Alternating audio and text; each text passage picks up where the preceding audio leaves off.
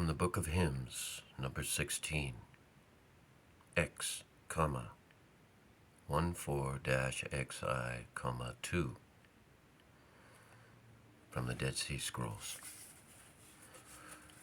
Blessed art thou, O Lord, thou God of compassion and mercy, for thou hast given me knowledge of thy truth, and insight to tell forth thy wonders, unhushed by day or night.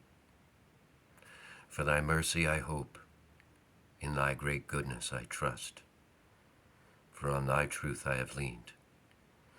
Except thou strengthen, there is no standing. Except thou rebuke, no stumbling.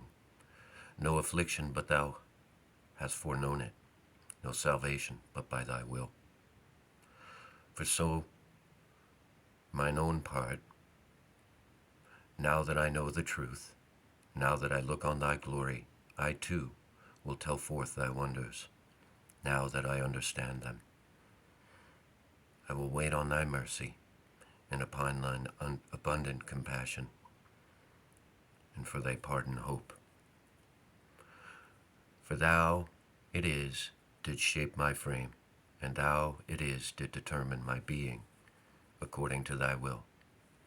And thou hast left me not to rely upon worldly wealth, or stay myself upon worldly gain. Thou hast made no creatures of flesh, no army of warriors to be my source of strength, nor made me to rely on riches of luxury, of corn and wine and oil. Yet that which I possess, and that which I have gotten, is no mean thing withal. For I am as a tree, green beside streams of water, bearing fruit, abounding in leaves.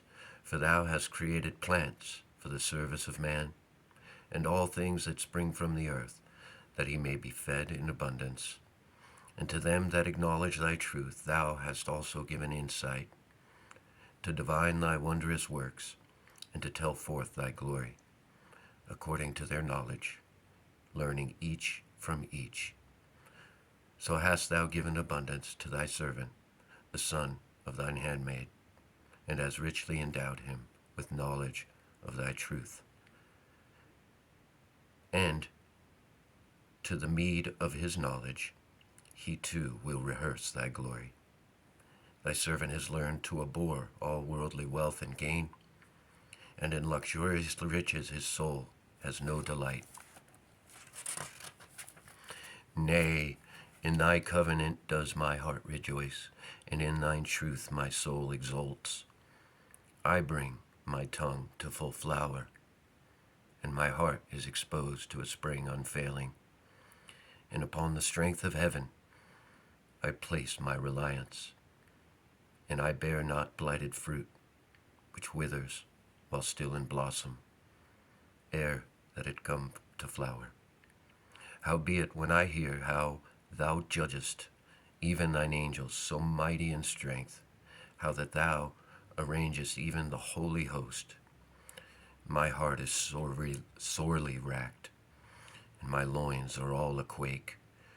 My sighing reaches down into the nethermost abyss, and penetrates withal into the chambers of hell. For how much more upon man will thy sentence go forth, and will not thy judgment be wreaked upon all thy works? I am stricken with dismay. Trouble and grief are not hid from mine eyes. In the musing of my heart, or before the heat.